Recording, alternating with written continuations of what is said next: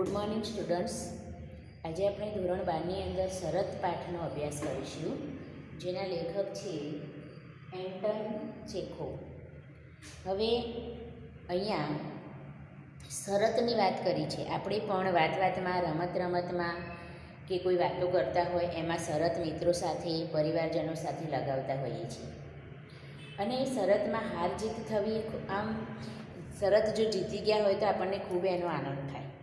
એટલે અહીંયા પણ એક પ્રકારની એવી શરત જ લાગી છે, પણ શરત પાઠના માધ્યમ દ્વારા લેખક આપણને બે બાબતોનું ધ્યાન દોરવા માગે છે.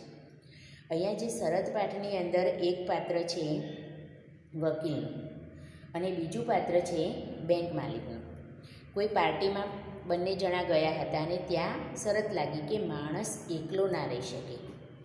માણસને જીવવા માટે એની આજુબાજુ રહેતા લોકો અને પરિવારજનોનો સહવાસ જોઈએ.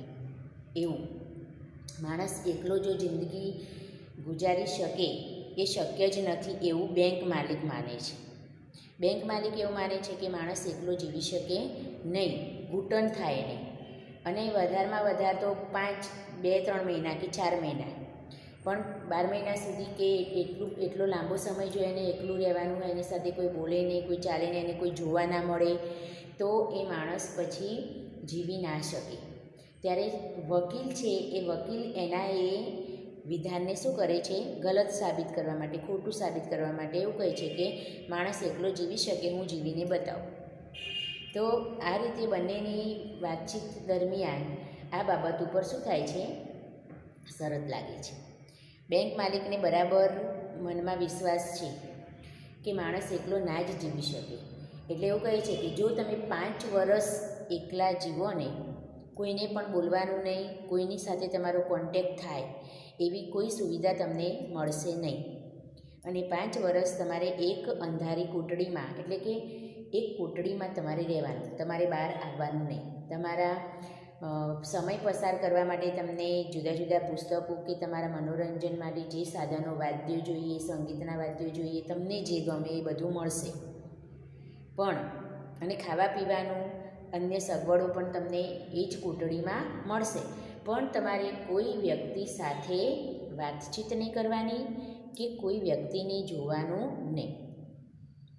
તો વકીલ તૈયાર થઈ જાય છે કે હા, હું રહીશ. તો બેંક માલિકને વિશ્વાસ છે કે આ રીતે કોઈ માણસ ના રહી શકે. એટલે બેંક માલિક ઉત્સાહમાં આવીને, અને પાછા થોડા ઘણા પૈસા પણ છે એની પાસે, એટલે ઉત્સાહમાં આવીને શું કહે છે કે જો તમે 5 વર્ષ એ રીતે ગુજારો, કોઈને મળવાનું નહીં, કોઈ સાથે વાતચીત નહીં કરવાની, એ રીતે તો હું તમને 20 લાખ રૂપિયા આપીશ.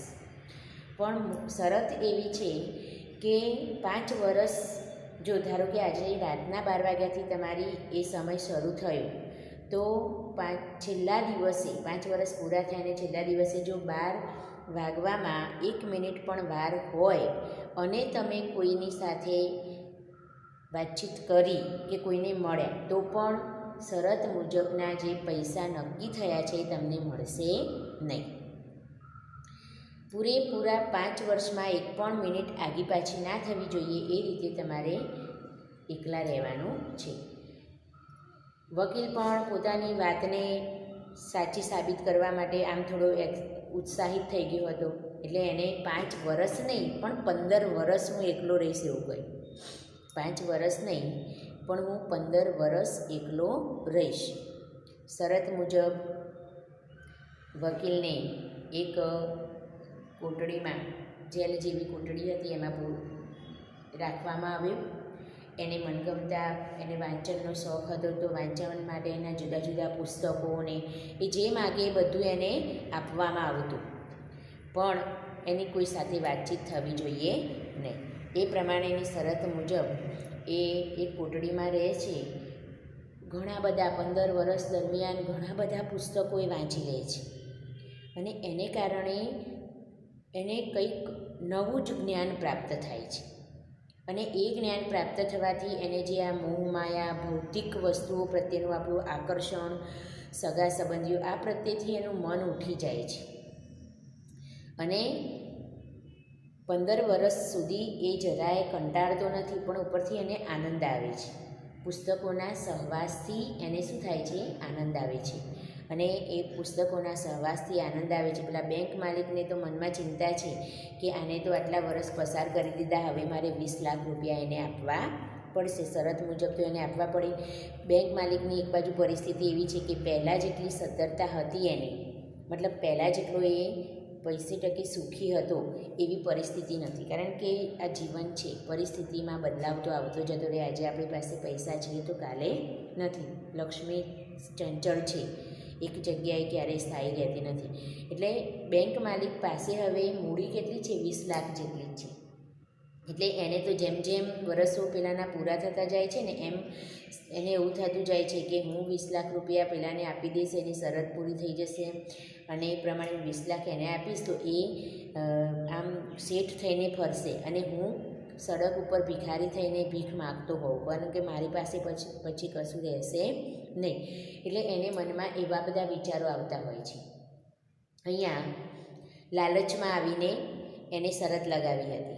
પણ અહીંયા બે વસ્તુ, આ પેલો બેંક માલિક છે એ બેંક માલિકને એક બાજુ આવી ચિંતા હતી, એક બાજુ અહીંયા વકીલ એવું વિચારે છે કે મારે એને બધું હવે મોહ માયા અને સંસારમાં કશું રસ રહ્યો નથી. એટલે હવે એ એવું વિચારે છે કે મારે શરત પૂરી કરવી નથી.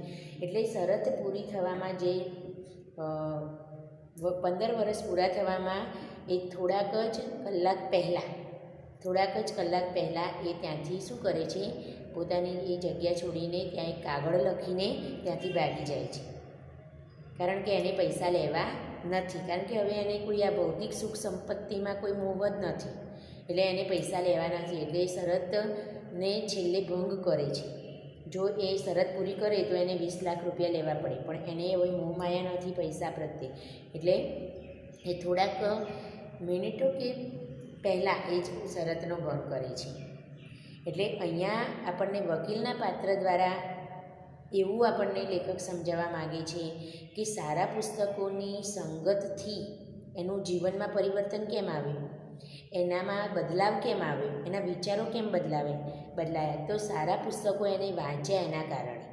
તો સારા પુસ્તકોના સંગતથી માણસની દિશા, જીવન જીવવાની દિશા એમ કે બદલાઈ જાય છે.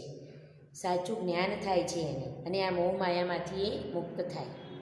બીજી બાજુ આપણને એ પણ જાણવા મળે છે કે બેંક માલિકની સ્વાર્થી વૃત્તિને કારણે, સ્વાર્થી વૃત્તિનો પણ લેખકે અહીંયા ઉજાગર કર્યો છે. તો આ પ્રમાણે અહીંયા આપણને આ શરત પાઠ મુજબ બે બાબતોને લેખકે ઉદ્ઘાટિત કરી છે કે સારા પુસ્તકોનું સેવન કરવું અને સ્વાર્થી મનોવૃત્તિનો ત્યાગ કરવો. બરાબર. હવે આપણે લેખક પરિચય પહેલાં જોઈએ તો એન્ટવ ચેખોવ. એન્ટવ, જેમનો જન્મ 27/1/1860 થયો હતો અને અવસાન 15/7/1904. એન્ટવ પાવલોવિયા ચેખોવ રશિયાના ખ્યાતનામ વાર્તાકાર તેમજ નાટ્યકાર છે. આ પણ એક ટૂંકી વાર્તા જ છે, નવલિકા પણ એને કહેવાય. એનો સાહિત્ય પ્રકાર શું છે? નવલિકા. તેમજ નાટ્યકાર હતા. તેમનો વ્યવસાય ડૉક્ટરનો હતો. મોસ્કો સ્ટેટ મેડિકલ યુનિવર્સિટી દ્વારા તબીબી ઉપાધિ પ્રાપ્ત કરી હતી. માત્ર રશિયામાં જ નહીં પણ વિશ્વમાં તેમની વાર્તાઓ વાચકો અને વિવેચકો દ્વારા પુરસ્કૃત થઈ છે. રશિયાના આ આધુનિક વાર્તાકારને પુસ્કિન એવોર્ડ પ્રાપ્ત થયો છે. ધ સિંગલ, ધ એરિવ, ઓરિયાડ એમના વિખ્યાત નાટકો છે, વિશ્વવિખ્યાત નાટકો છે. જેને આપણે હૃદય કે અંતરાત્મા કહીએ છીએ એને પોતાનો સ્વભાવ છે. મનુષ્યને જેમ જેમ જગતનો અનુભવ થાય છે તેમ તેમ ધન, સત્તા, કીર્તિ, વાસના, અહંકાર એને વળગતું જાય છે ને હૃદય એનો સ્વભાવ ગુમાવે છે. ઉત્તમ સત્યો એવું ઔષધ છે જેનાથી હૃદય કે અંતરાત્માનું આપણું સ્વાભાવિક તેજ આપણને પાછું મળે છે. એન્ટવ ચેખોવની ની આ જાણીતી વાર્તા છે. 20 લાખનું ઇનામ જેને મળવાનું છે એવો યુવાન વકીલ 15 વર્ષ જેલમાં રહ્યા પછી પુસ્તકો ગ્રંથોના સેવનથી અલૌકિક ભાવ જગતનો સ્વામી બને છે ને લૌકિક ધન લાલસાને ઠોકર મારે છે. લેખકે અહીં કળાની સાથે જીવન મૂલ્યને પ્રગટ કર્યું છે. મૂળ વાર્તા ધ બેટનો શરત નામે અનુવાદ ડૉક્ટર ઓઝાએ કર્યો છે. આ વાક્ય કે આ જે મૂળ વાર્તા શરત છે એ મૂળ વાર્તાનો શરત ધ બેટનો શરતમાં અનુવાદ કરનાર કોણ હતું? તો રમેશ ઓઝા. બરાબર, એક ખાસ ધ્યાન રાખવાનું. હવે પાનખર ઋતુની એક અતિશય ઠંડી રાત હતી. પાનખર ઋતુ એટલે આપણે જોઈએ છીએ કે મોસમ બદલાય એમ વૃક્ષો ઉપર પરિવર્તન આપણને દેખાય છે. તો વૃક્ષોના પાંદડા ખરી પડે એ ઋતુને આપણે પાનખર ઋતુ કહીએ. અને પછી વસંત ઋતુ આવે કે જેમાં નવા પાંદડા ફૂટે, નવી કુંપળો ફૂટે. તો પાનખર ઋતુની આપણી કુલ ઋતુઓ, પેટા ઋતુઓ જે છે ને એ હેમંત અને શિશિર એ શિયાળાની, પછી વસંત અને ગ્રીષ્મ ઉનાળાની, અને વર્ષા અને શરદ એ ચોમાસાની ઋતુ છે. તો આ પેટા ઋતુઓ કઈ છે એ પણ આપણને ધ્યાન હોવું જોઈએ. પાનખર ઋતુની એ અતિશય ઠંડી રાત હતી. વૃદ્ધ બેંક માલિક યાદ કરતો હતો કે આજથી 15 વર્ષ પહેલાં આવી જ એક ઠંડી રાત હતી જ્યારે એણે એક ભવ્ય મિજબાની ગોઠવી હતી. તો 15 વર્ષ પહેલાં એ બેઠા બેઠા યાદ કરતો હતો કે એને પાસે ધન સંપત્તિ ખૂબ હતા, એને કારણે એક ભવ્ય મિજબાનીનું આયોજન કર્યું હતું. એ મિજબાનીમાં અનેક બુદ્ધિજીવી હાજર હતા, એટલે કે મોટા મોટા જ્ઞાની માણસો, બુદ્ધિશાળી માણસો એને આમંત્રિત કર્યા હતા.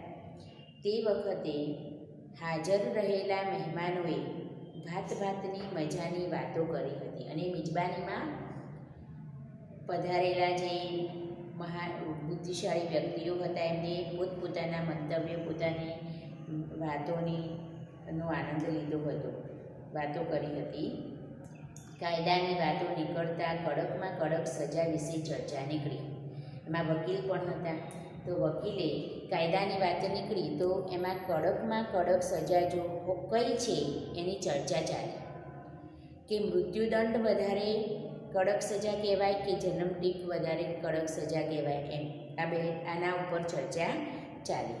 તો કાયદાની વાતો નીકળતા કડકમાં કડક સજા વિશે ચર્ચા નીકળી હતી. મોટાભાગના મહેમાનોએ મૃત્યુદંડની સજા પ્રત્યે અસંમતિ દર્શાવી હતી. કે મૃત્યુદંડ, એ લોકોનો એવો અભિપ્રાય વ્યક્ત કર્યો હતો કે મૃત્યુદંડની સજા એક પ્રકારની જૂની પુરાણી અને અનૈતિક સજા છે. એક મહેમાને તો કહ્યું, મૃત્યુદંડ તો ખરાબ અને અમાનુષી સજા કહેવાય. અમાનુષી એટલે માનવીને શોભે નહીં તેવી, તો અમાનુષી સજા કહેવાય. કેટલાક મહેમાનોએ એવો અભિપ્રાય વ્યક્ત કર્યો કે દેહાંત દંડની સજાને આજીવન કેદની સજામાં ફેરવી નાખવી જોઈએ. મૃત્યુદંડની સજા છે એ અમાનવીય છે, માનવીને શોભે એવું નથી એમ. એટલે મૃત્યુદંડની સજાને રદ કરવી જોઈએ. મૃત્યુદંડની સજા હોવી જ ના જોઈએ. મૃત્યુદંડની સજાને બદલે આજીવન કેદની સજા હોવી જોઈએ. જન્મટીપ જેને કહેવાય. જન્મટીપ એટલે માણસ જીવે છે ત્યાં સુધી એને જેલમાં જ રહેવું પડે. માણસ જીવે છે ત્યાં સુધી એને જેલમાં જ રહેવું પડે. તો મૃત્યુદંડની સજા કરતાં એમ કે જન્મટીપની સજા થવી જોઈએ. આ જીવન જીવે ત્યાં સુધી, જીવન પર્યંત એને જેલમાં રહેવાનું. તો મૃત્યુદંડની સજા છે એને આજીવન કેદમાં એમ કે ફેરવી દેવી જોઈએ. હું તમારી સાથે સંમત નથી થતો. યજમાન બેન્કરે પોતાનો અભિપ્રાય વ્યક્ત કર્યો. યજમાન બેન્કર જે હતો એ બેન્કરે, યજમાન એટલે કે જેને મહેમાનોને આમંત્રિત કર્યા છે તે, તો યજમાન બેન્કરે અભિપ્રાય વ્યક્ત કર્યો કે હું તમારી આ વાત સાથે સંમત નથી. કઈ વાત?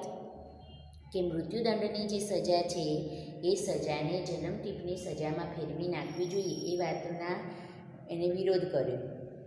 મને લાગે છે કે અન્ય સજાઓ કરતાં દેહાંત દંડની સજા વધારે સારી છે. બીજી બધી સજાઓ કરતાં, કારણ કે એનું એવું માનવું છે કે માણસ મરી જાય પછી એને કશું ખબર પડવાની છે નહીં, તો મૃત્યુદંડની સજામાં એ મુક્ત થઈ જાય એમ. અને પેલું આજીવન કેદમાં પૂરી રાખે તમને, તો એમાં તો તમારે એકલા જીવવું પડે, એટલે કેટલું કઠિન થઈ પડે તમારી માટે, કેટલું અઘરું થઈ પડે તમારી માટે. એટલે એવું એ માને છે કે અન્ય સજાઓ કરતાં દેહાંત દંડની સજા વધારે સારી છે. જન્મટીપ કરતાં મૃત્યુદંડ વધુ નૈતિક અને માનવતાભરી સજા છે. જન્મટીપ કરતાં મૃત્યુદંડ સારો છે એમ. દેહાંત પહેલાંમાં તો પળ મળવું પડે, પહેલાંમાં એક જ ક્ષણમાં મરી જવાનું છે, જ્યારે પેલું તો જીવીએ ત્યાં સુધી દરેક ક્ષણે મળતા જીવવું પડે. એટલે એમ કે મૃત્યુદંડ સારો જન્મટીપ કરતાં. દેહાંત દંડ માણસને તત્કાળ ખતમ કરે, એટલે તરત જ મારી નાખે છે, જ્યારે જન્મટીપની સજા માણસને ધીમે ધીમે ખતમ કરે છે, ક્ષણે પળે એને ખતમ કરે છે. માટે મારા માનવા મુજબ, મતલબ કોના માનવા મુજબ, તો યજમાન બેંક માલિકના માનવા મુજબ કઈ સજા સારી છે, તો મૃત્યુદંડની સજા વધુ સારી છે. પછી લોકોનો શું અભિપ્રાય હતો?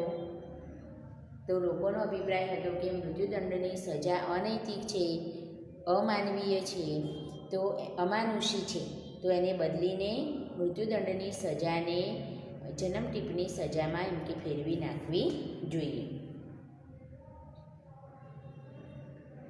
આ મિજબાનીમાં આમંત્રિત મહેમાનોમાં આશરે 25 વર્ષનો એક યુવાન વકીલ પણ હતો. આ મિજબાનીમાં શેની ચર્ચા ચાલી? તો મૃત્યુદંડની સજા સારી કે માનવીને કરવામાં આવતી કઈ સજા સારી નથી ને સારી છે, એની ચર્ચા ચાલી. તો એમાં એક વકીલ હતો, 25 વર્ષનો યુવાન વકીલ. ઉપસ્થિત બધા જ મહેમાનોમાં એ સૌથી નાની ઉંમરનો હતો. અહીંયા જે બધા આવ્યા હતા એ અનુભવી હતા, મોટી ઉંમરના હતા અને સારા ક્ષેત્રો સાથે જોડાયેલા વ્યક્તિઓ હતા. અને સૌથી નાનામાં નાનો એ યુવાન આ આમંત્રિત મહેમાનોમાં હતો. સૌથી નાની ઉંમરનો એ હતો.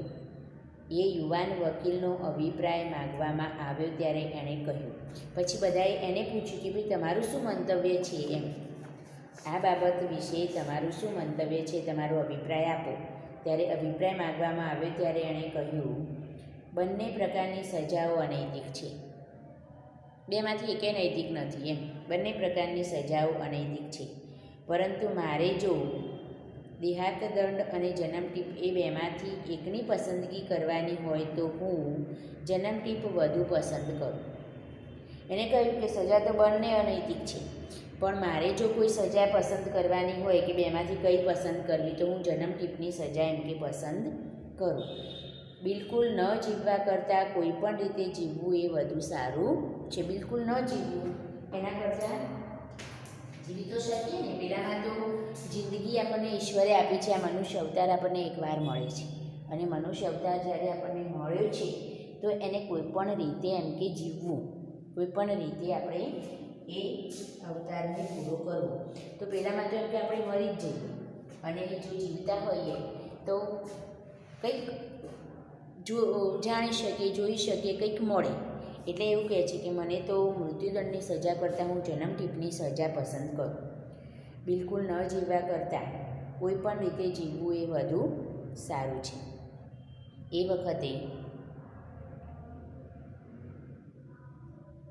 વખતે મોટાભાગના હાજર રહેનારાઓ પૈકી બેંક માલિક સૌથી વધુ યુવાન અને વધુ પૈસાદાર હતો. એ વખતે બધા જે હાજર હતા ને, એ હાજર રહેલા વ્યક્તિઓમાં બેંક માલિક સૌથી વધારે ઉંમરવાળો હતો અને પૈસા પણ સૌથી વધારે એની પાસે હતા. વકીલની વાત સાંભળી એ ઉશ્કેરાઈ ગયો અને બોલ્યો. વકીલની વાત સાંભળીને એ ગુસ્સે થયો અને બોલ્યો, એ સાચું નથી. તમે જો 5 વર્ષ પણ એકાંતમાં જેલવાસ ભોગવી શકો તેમ માનતા હો તો હું 20 લાખ એટલે કે 2 મિલિયનની શરત મારવા તૈયાર છું. એને કહ્યું કે તમે જન્મટીપની સજા પસંદ કરવાનું કહો છો, પણ જન્મટીપની સજા તો શું, હું ફક્ત 5 જ વર્ષની વાત કરું છું.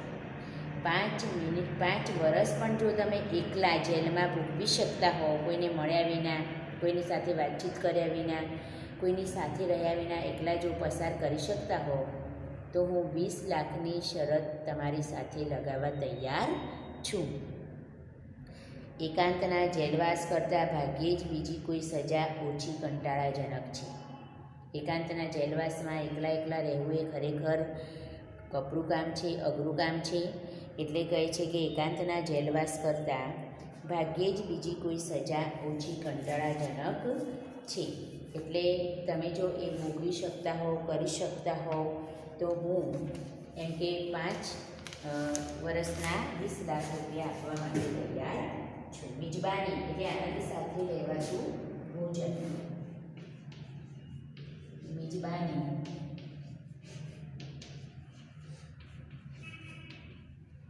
આનંદ સાથે લેવાતું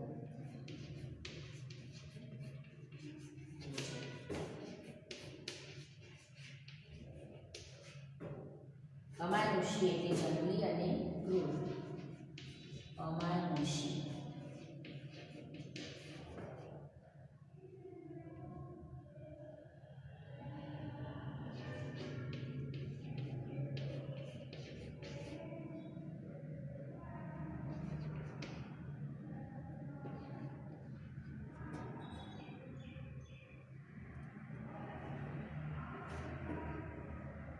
તો એને કહ્યું કે જો તમે 5 વર્ષ માટે જેલવાસ કે એકાંત ભોગવવા તૈયાર હોય તો હું તમને 20 લાખ રૂપિયા આપીશ. મારું માનવું છે કે 5 વર્ષનો એકાંતવાસ ખરેખર કંટાળાજનક છે, તમે એ નહીં કરી શકો એમ. તો હું શરત મારવા તૈયાર છું, તમને 20 લાખ રૂપિયા આપીશ. તમે ખરેખર સમજીને આ કહી રહ્યા છો? યુવાન વકીલે પૂછ્યું પેલા યજમાનને, બેંક માલિકને, કે તમે ખરેખર વિચારીને બોલી રહ્યા છો એમ? તમે ખરેખર સમજીને આ કહી રહ્યા છો? યુવાન વકીલ બોલ્યો, મને શરત મંજૂર છે. મને શરત મંજૂર. જો તમે વિચારીને બોલતા હો તો મને શરત મંજૂર છે. હું 5 વર્ષ નહીં પણ 15 વર્ષની સજા ભોગવીશ. એને કહ્યું કે હું 5 વર્ષ નહીં પણ 15 વર્ષ રહીશ. યુવાન વકીલે કહ્યું કે હું 5 વર્ષ નહીં, તમારી શરત મુજબ હું 15 વર્ષ એકાંતમાં રહીશ. 15 વર્ષ? બેંક માલિક બોલ્યો, ખરેખર સજ્જન, હું 20 લાખનું જોખમ ઉઠાવવા તૈયાર છું. 15 વર્ષ? બેંક માલિક બોલ્યો, ખરેખર સજ્જન, હું 20 લાખનું જોખમ ઉઠાવવા તૈયાર છું. કબૂલ. પેલાએ શરત કબૂલ કરી. તમે 20 લાખનું જોખમ ઉઠાવો છો તો હું મારી સ્વતંત્રતાનું જોખમ ઉઠાવું છું. મારી સ્વતંત્રતા છીનવાઈ જાય, આપણે અહીંયા બહાર મુક્ત હોઈએ તો જ્યાં જવું હોય ત્યાં જઈએ, જેને મળવું હોય એને મળીએ, જેની સાથે વાતચીત કરવી હોય, જે જોવું હોય એ બધું આપણે કરી શકીએ. પણ આ સ્વતંત્રતાને હું જોખમમાં મૂકું છું એમ કહે છે. હું સ્વતંત્રતાનું જોખમ ઉઠાવું છું, તમે 20 લાખનું જોખમ ઉઠાવો છો. વકીલે કહ્યું એ સાંભળીને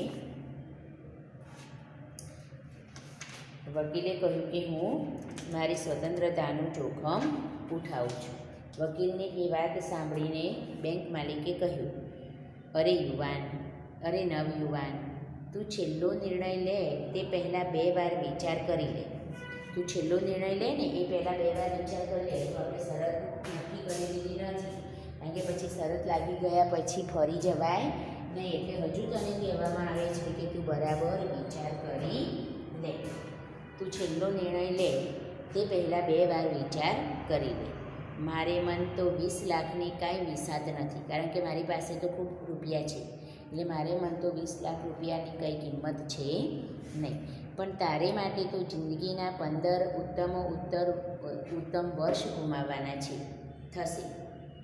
તારા જેવા અવિચારી યુવાન બહુ ઓછા હોય છે, તારા જેવું અવિચારી પગલું ભરનારા યુવાનો ઘણા ઓછા હોય એમ. એટલે મારે મન તો આ 15 લાખની કોઈ વિસાત નથી, પણ તું બરાબર હજુ વિચાર કરી લે 2 વાર, પછી આપણે શરત માનવા તૈયાર થા એમ.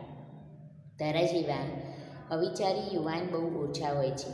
એક વાત ન ભૂલતો કે ફરજિયાતપણે ભોગવવી પડતી સજા કરતાં સ્વયં સ્વીકૃત સ્વૈચ્છિક સજા વધારે કઠોર લાગે છે. એક બીજી વાત એમને સમજાવી કે આપણે કોઈ ગુનો કર્યો હોય અને ગુનાના બદલામાં આપણે જો સજા ભોગવવાની થાય તો આપણને મનમાં એવું થાય કે મેં આ ભૂલ કરી હતી માટે હું આ સજા ભોગવી રહ્યો છું, મેં આ ખોટું કાર્ય કર્યું માટે મને આ સજા થઈ. પણ સ્વયં સ્વીકૃત એટલે કે તે જાતે સ્વીકારી છે, તે કોઈ ગુનો કર્યો નથી, છતાં તે જાતે સ્વીકારેલી જે સજા છે એને ભોગવવી ખરેખર કપરી હોય છે, આકરી બની જાય છે. એટલે હજુ તું 2 વાર વિચાર કરી લે અને પછી તું આ શરત માનવા તૈયાર છે કે નહીં એ મને જણાવ. કેમ કે ઉતાવળમાં લીધા પગલું ભર્યા પછી પસ્તાવાનો વારો ન આવે એ માટે તું ફરી એકવાર વિચાર કરી લે. તો અહીંયા આપણે જોયું કે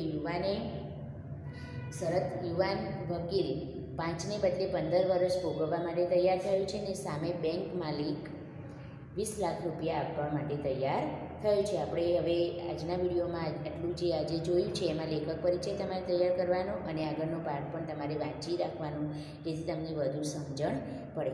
હવે આપણે આગળના વિડીયોમાં એ બેંક માલિક અને યુવાન વકીલ શું કરે છે, કોણ શરત જીતે છે એ પછીના વિડીયોમાં જોઈશું. Okay, thank you.